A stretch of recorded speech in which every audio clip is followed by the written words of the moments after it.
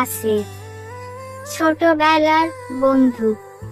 তারা একই গ্রামে জন্মেছিল, কিন্তু তাদের জীবনযাত্রা ছিল সম্পূর্ণ আলাদা।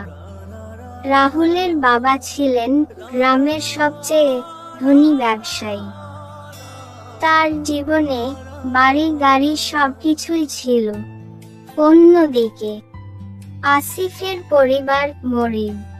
তার বাবা দিনমজুর, আর আসিফ ছোটবেলা থেকেই পরিবারের দায়িত্ব নিতে শিখেছে। তাদের মধ্যে সবকিছুই আলাদা ছিল, কিন্তু রাহুল আর আসিফের বন্ধুত্ব ছিল খুবই ভালো। রাহুল ধনসম্পদ নিয়ে কখনো অহংকার করত না, কারণ আসিফ সবসময় রাহুলকে তার সম্পদের জন্য নয়, তার ভালো মনের জন্য পছন্দ করত। পরিস্থিতির পরিবর্তন। এরপর একদিন রাহুলের বাবা রাহুলকে শহরে পাঠায় বড় ব্যবসা শিখতে। রাহুল শহরে চলে যায়, আর আসিফ গ্রামে রয়ে যায়। সময়ের সঙ্গে রাহুল ধীরে ধীরে শহরের বিলাসী জীবনে অভ্যস্ত হয়ে ওঠে। নতুন বন্ধু, বড় বড় পার্টি, এসবের মধ্যে গ্রাম ও আসিফের কথা প্রায় ভুলেই যায়।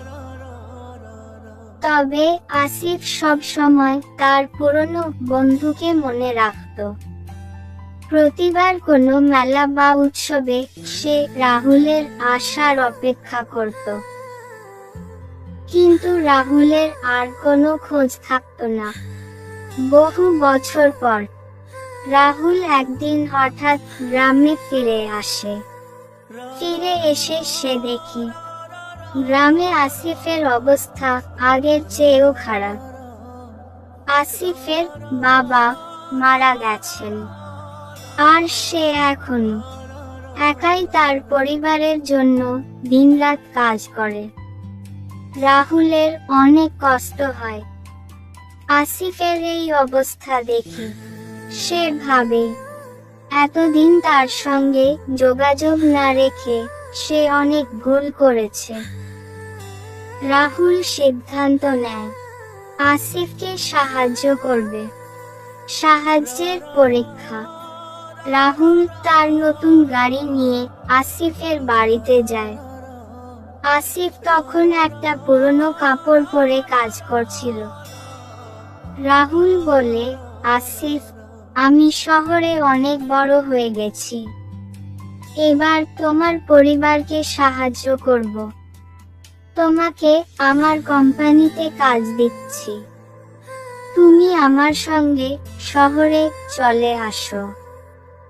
আসিফ হেসে বলল, তোমার প্রস্তাবের জন্য ধন্যবাদ, কিন্তু আমি এখানে থাকতেই খুশি।